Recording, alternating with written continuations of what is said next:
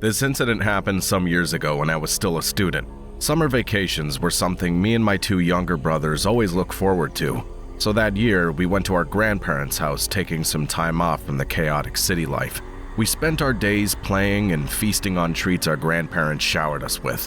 One evening, my grandparents and my entire family took a trip to a nature park, whereas I stayed back home catching a cold from eating too many ice cones. My mom told me to rest and warm the soup for dinner that she left in the fridge. I was watching TV lying on the living room couch when lightning cracked in the distance. I looked out and noticed dark clouds spreading over the sky slowly. It started to drizzle and wind howled in agony. It was dark as night outside. The trees that were towered over the house moved like crazy. The power suddenly went out as I swam around the darkness trying to find the torch. My dad called. He said he'd be late as a huge tree fell on the road, blocking their way home. So they were staying over for the time being at a friend's until help arrived and cleared the road. I was never a big fan of the darkness, and suddenly I was alone and waiting in the dark. The house was pretty big, with 2 stories and a large area of land outside. I couldn't find a flashlight, so I went to the kitchen and found some candles. I was lighting one up when I heard footsteps in our front garden. I tiptoed to a big window and peeked outside. The rain was pouring heavily by then, so it took some time for my eyes to adjust the vision. A flashlight was moving outside our house. I could see a silhouette of a man every time the lightning struck. He seemed to know the place well and darted straight to the kitchen door at the back of the house. Who the hell is this guy? Is he a thief? My heart started pounding on my chest. For the next 5 seconds, I heard nothing but the storm, but then a deep voice called out my grandma's name. "Oh, Janie, are you alone?" What the frack? His voice gave me goosebumps. Our doors had huge grills and bar locks, so it was quite impossible to come in, but I was certainly creeped out. He called out again. "Janie, where are you?" I remained silent. By this time, I'd recognized his voice. He was my grandparents' neighbor next door. I saw him staring at our house the first day I came here. He sang religious songs with a mic quite early in the morning, irking everyone, and sometimes just stood outside with a blank expression while we were outside playing. He always eyed my grandmother and on certain occasions even barged into our garden to make small talk with her. The guy had gray hair with a wide smile. He would just stare at Grandma even when our family members were around. Dad said he lost his wife a few days ago. The realization that he had decided to go after my grandma made me nauseous. He started going in each of the windows, calling out my grandma's name. He couldn't see inside, and I stayed still. My grandma usually drove a small car, and seeing that car parked on the driveway, he must have assumed she was alone at home while everyone else left. Time went by, and he grew tired. After a torturous 15 minutes that felt like an eternity, I heard the footsteps walk away and jump down one of the walls. I sighed in relief, knowing he finally gave up. An hour later, my family came back, and I welcomed them with this horrifying tale. My parents decided to confront the guy in the morning, but they had no idea what was about to happen that night. That night, I slept on the small sofa near my grandparents' bed. I was burning with a high fever. Instead of sleep, I was in a trance-like state. I tossed around with body aches, trying to find a comfortable position when I heard shuffling of feet somewhere. I heard a soft clinking noise like someone was tapping on the glass window. My eyes slowly drifted to the direction of that voice, and I saw him again. The old creep was back. He had glued his grinning face on the window, which was just a few inches away from my grandparents' bed. I tried to scream, but I was so sick and scared that no sound came out of my mouth. So far, he was staring at my grandparents' bed, but just when he noticed me, his expression changed. His eyes widened, jaw tightened in anger, and he put his finger on his mouth while angrily mouthing me to be quiet or else he would kill me. I don't know how long we had this staring showdown, but suddenly he turned his anger into a sudden smile. He tilted his head to the left and continued watching my grandma through that window. I wanted to slap myself so I could wake my body up from this numbness, but fear and shock kept me frozen for quite some time. But finally, I gathered the courage and knocked down the small bookshelf beside my bed. The sound woke up my grandma, and she found me gasping and panting while pointing at the window. She switched on the lights to find the creep laughing shamelessly and telling my grandma how beautiful she looked when she slept from the window. "Oh, Janie, my beautiful Janie." He kept repeating this phrase again and again. He said that now that his wife was dead, he was finally ready for my grandma. My dad called the cops, and they took him away. The guy died a few months later, but to this day, a doubt clusters my mind. Did the passing of that old creep's healthy, cheerful wife have some mystery in it? There's one childhood memory I'll never forget. As I grow older, I still see it weaved in my imagination. It's like a nightmare that I can't seem to shake off. My dad, newly promoted in the bottling company he worked at, decided to relocate from Sango to a more upbeat town in Lagos. We shifted to this old yet majestic duplex with 5 big rooms, 3 toilets, and no nearby houses. One day, I came back from school earlier than usual. My mom had taken leave from work to decorate our living room and kitchen. Seeing her car parked outside, I ran inside the house. I started yelling, "Mom, I'm home," but no reply came in turn. "Mom?" I called again. Still no answer. I was heading towards the kitchen thinking she'll be there when she answered from upstairs. "Yes?" she said. I immediately felt goosebumps hearing her voice. I still wonder why. What caused that little shiver of dread that ran down my spine at that moment? I walked upstairs uneasily. The big empty room stood silent in the corridor. We were still unpacking and decorating, so the house was a mess. I called out to her again when I reached the landing, wanting to know the exact room she was in. "Mom, where are you?" "In here." The reply was weird. Her voice sounded too casual and full of mischief. It felt strange because my mom was usually soft-spoken and quiet in nature. I figured out the voice came from the last room at the end of the hallway. I stopped at the closed door, wondering what she was doing that made her sound that way. My hands were on the doorknob, ready to open, when the kitchen door slammed shut downstairs, and I heard my mother's voice ring out. "Ami, where are you? How many times will I tell you to stop leaving your bag on the kitchen table?" And that was my mom, no doubt. A pang of shiver ran down my spine as I stood outside the closed door, and then I heard whispers from the other side of the door. "Go on, Ami. Your mom's calling you." I literally felt my heart shrink as I jumped away from the door in absolute shock. "Mom!" I screamed in terror as I ran down the stairs, trying to contain my erratic heart. In one final attempt to get rid of my fears, I looked back, and I wish I hadn't. The door had opened a crack, and for a moment I saw something behind that door. A wide, bloodshot eye, staring right at me. I told my mother, and she went back to check the room. To our surprise, it was locked from the inside. The keys didn't help, so we had to wait till my father returned home. He tried to open the door with basic tools, but nothing helped. I told him someone was inside the room, but he obviously didn't believe me. My mom got a little creeped out by then, so she asked him to break down the door. But my dad didn't want to damage the house, so he informed the locksmith to come the next morning. Now, my room was the closest one to that room, and the lock in my room was broken. When I went to sleep after dinner, I kept fearing that whatever was in that room would end up sneaking into my bedroom in the middle of the night. So to be on the safe side, I pushed my cardboard box full of toys as a support behind my door and went to sleep. I don't remember what time it was. I woke up hearing a clattering sound in my room. As I opened my eyes, I found the door flung open and the cardboard box pushed away. A weird-looking figure was sitting next to my box and playing with my toys while whispering some inaudible crap. I gasped seeing this, and the figure turned its head towards me. It was a man with a pale, bloated face like something happened to his skin. His eyes were scary, and he just stared at me. Then suddenly, he stood up, raised his arms towards the ceiling, and started laughing out loud. I screamed with all my breath, and my parents rushed in. I heard my dad yell from the corridor, "What the? Who are you?" And the man ran straight to my open window and landed on the grass.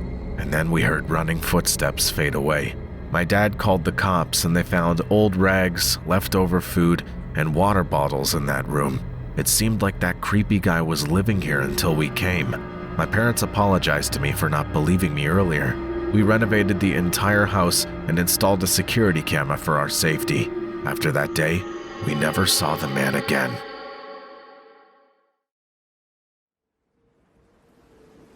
I was getting out of work late due to a recent security issue at our company that had everyone working overtime.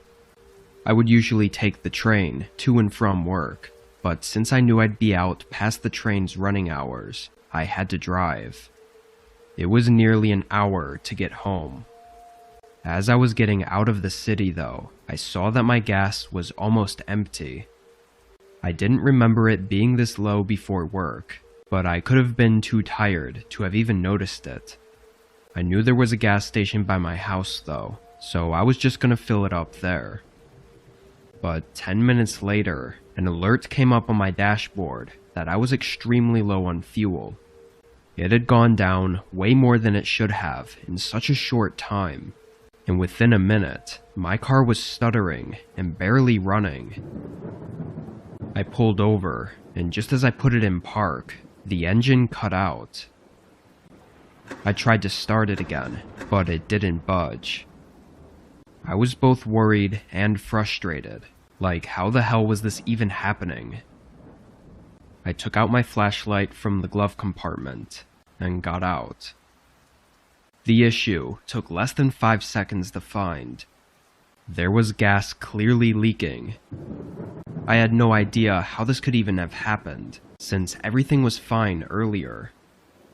But before I could do much thinking, a truck pulled up behind me.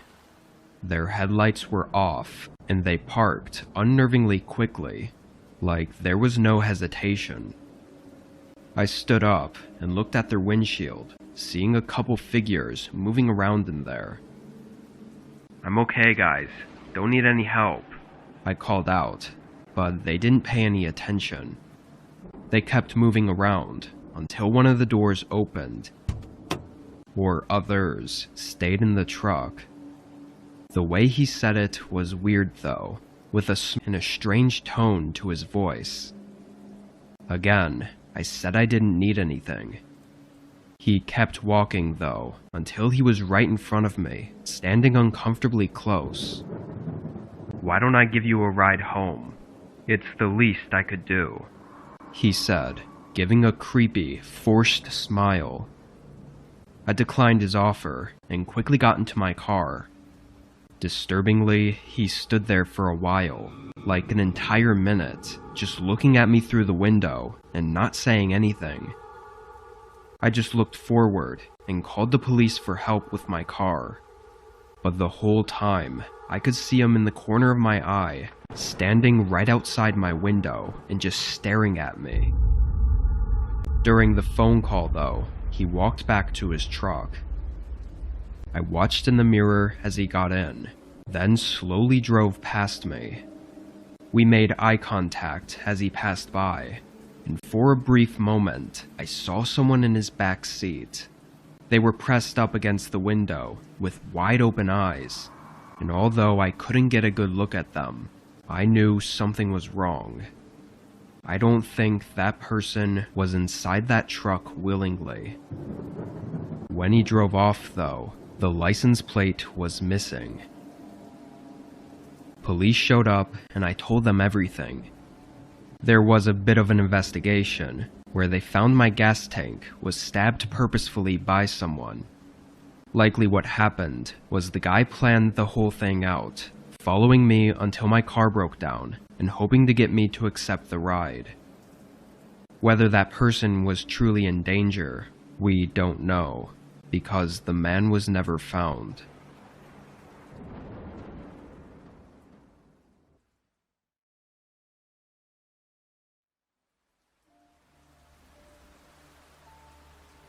I was 17 and living in my parents' basement. It wasn't a trashy basement or anything. It was probably similar to what would be considered an in-law suite. My parents traveled for work all the time, so I usually wouldn't be in the basement unless I was sleeping in the bedroom down there, or playing video games, or whatever. This was during one of my parents' work trips. I was alone for a whole week.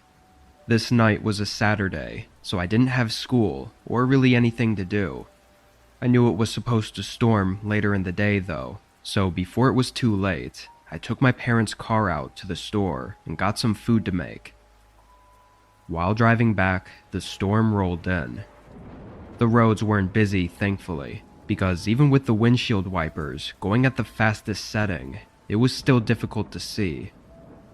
I pulled into the driveway and ran to the front door, getting inside and drying off. I then went straight to the kitchen and turned on the oven so I could make dinner. But almost right away, I heard something below me.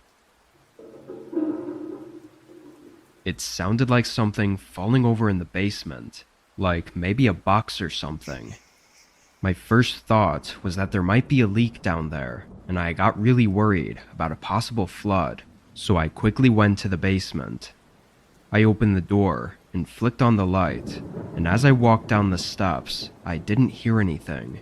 No running water or any other sounds, and when I got to the bottom, everything looked okay. I walked through the main area, where I had a small couch and TV set up, and then I went to the storage room. This was the only unfinished part of the basement, where we just stored a bunch of boxes and stuff. I opened the door and looked in. At first, it all looked normal, and I was actually really confused at what I could have heard. All the boxes were stacked up still, and nothing was on the ground. But after a quick walkthrough, I noticed something really strange. One of the boxes sitting on top of the stack was open, and when I looked inside, everything was scattered all over the place. It was full of old trophies that my parents kept, and almost all of them were broken. It looked like the box had fallen and broken everything inside, and then someone quickly tossed everything back in. I felt a surge run through my body as I just stared at that box and realized what this meant. I looked up and started scanning the room. It felt like suddenly all I could think about was how loud the storm was outside, making me unable to listen for anything, which only got me more panicked. I started to back up, and just as I did, one of the boxes in the back of the room was knocked onto the ground, and behind it, a guy came running right at me. I booked it for the stairs, and I have to say, there is nothing more terrifying than hearing his footsteps climbing the stairs just a few feet behind me. The fear really got to me, and on the last step, I slammed my foot on the stairs and fell straight on the ground. Every horrible scenario just rushed through my head in that moment, but when I turned around, the guy came up to the top of the staircase and immediately ran for the front door, running out of the house. I got up and locked it behind him, then called the cops. They found an unlocked window that he climbed in through, but as far as why he came into the home, there really isn't any answer.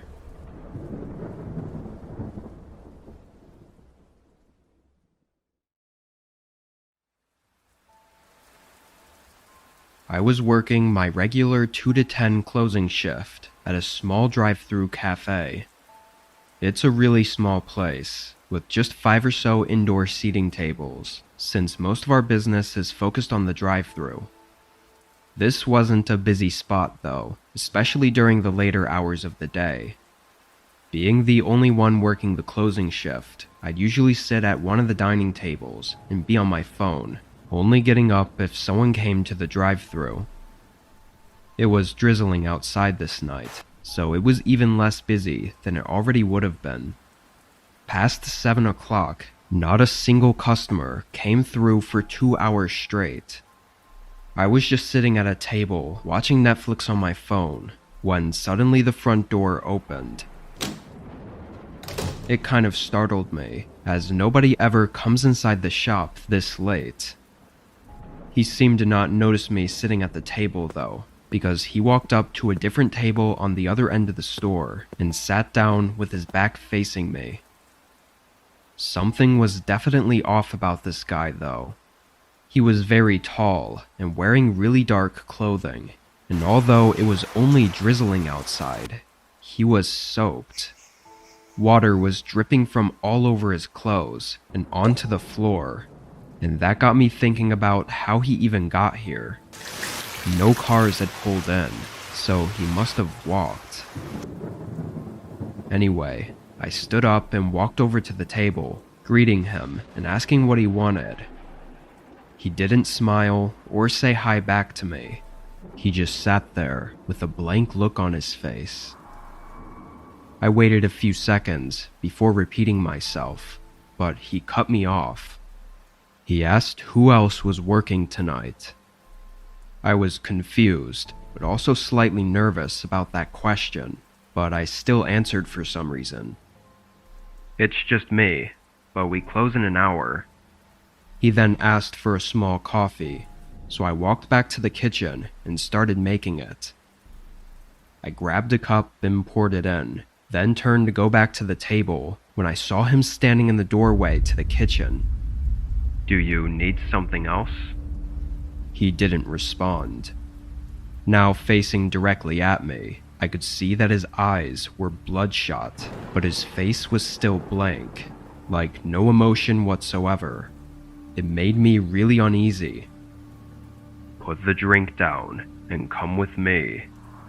He was demanding it, and he looked ready to force me if I didn't. This guy was way bigger than me, so I really had no choice. I moved slow, trying to think of any way out of this as I followed him. As we left the store though, he grabbed the back collar of my shirt and pushed me across the parking lot toward the road. On the other side of this empty road was a completely wooded area with no buildings or houses as far as I knew, and that's exactly where he was leading me. Just as we were about to cross the road though, a single car came out and rolled past us. As it did, the man stopped, which forced me to stop, and both of us stared at the car and realized what it was. A police officer looking right back at us. I started screaming, and the guy immediately let go and sprinted across the road and into the woods. The officer pulled right into the parking lot and made sure I was okay, then called for backup. What's crazy is he wasn't even on his shift. He was actually heading home for the night and just happened to see us at the perfect time to save me. If he had even been 30 seconds earlier or later, I would have been dragged into those woods, unseen, and probably never made it out. Anyway, the cameras picked up some decent footage of him, but as of yet, still nothing has been found. I'll update if anything else happens, but I just hope he doesn't come back.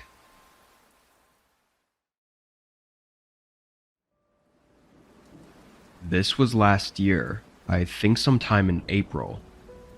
It was raining pretty much every day here, but this night was a lot heavier than usual, with scattered thunderstorms throughout the day. I was at work for most of the afternoon, but got back home around 8. As I was driving down my neighborhood road though, it was very clear that something had happened. All the lights were out in every single home. I pulled into my driveway and parked, and of course when I entered and tried to turn on the lights, it didn't work. The power was completely out, and my whole house was basically pitch black. I tossed my stuff by the doorway, then went down to the electrical box just to see if for some reason that worked, but it didn't. This really sucked because I didn't have hardly any spare lights aside from my phone. What I ended up doing was getting my laptop and setting it up on the coffee table in my living room. The white screen from the YouTube page that I had open lit up most of the room, so I sat back and just watched some videos. I had to work early the next day, but I didn't feel comfortable going to bed with the power out, so I was already planning on staying up late. I probably sat there for a good 2 hours, watching YouTube and checking my phone for any updates on the weather. The lightning was shaking the whole house, so it was pretty bad out there. But randomly in the night, a thump came from outside the window. I jumped a little, then turned my laptop screen to light up that side of the room. I got up and walked over, then twisted open the blinds. I froze up for a second, not expecting to see a man standing right on the other side of the window. His drenched hair was falling over his face, and he was peering through the window at me. He yelled something, but I honestly couldn't hear him with the heavy rain and thunder in the background. Being so caught off guard though, I didn't know what to do. I was a little freaked out though, so I just closed the blinds. I felt kind of horrible about it, but why was he outside banging on my window anyway? I heard him hit the window a few more times, then it went quiet. I figured he'd either given up or moved on to another house, so I turned my laptop toward me again and continued watching YouTube. The storm stayed strong through the whole night. I must have been up for another hour, but my eyes got really heavy and I just couldn't hold out any longer. I laid down on the couch and drifted off to sleep. I woke up to a loud crash. I didn't know if it was a nearby lightning strike or what, but I immediately got up from the couch. The power was still out, and the whole house was still pitch black. I turned my phone on and looked around, and that's when I heard something from the back of the house. My heart was pounding as I walked into the other room. When I shined my light down the house toward the back room, there were several large shards of glass on the ground reflecting the light back at me. I could then see the nearest window completely shattered, with rain pouring into the house and the blinds blowing frantically in the wind. And just a couple feet from there, I could see a shoulder sticking out from behind the wall. My whole body jerked when I saw them, and I instantly spun around and went for the front door. I ran through the rain, getting soaked all the way through, until I got to my neighbor's house. I stood under their overhang on the porch and called 911. It's no surprise that the man wasn't there when police showed up. Although not getting a full look at him inside my house, I was 100% sure it was the same guy from earlier, so I gave them that description. Oddly enough, or maybe not so much, there were 2 more reported break-in attempts that night, as well as several other reports of strange behavior outside people's homes. I was the only one unfortunate enough to have had them successfully break inside, but nobody knows what he was trying to do, and it seems like we won't ever know. Since then, he's never been sighted in or around our neighborhood,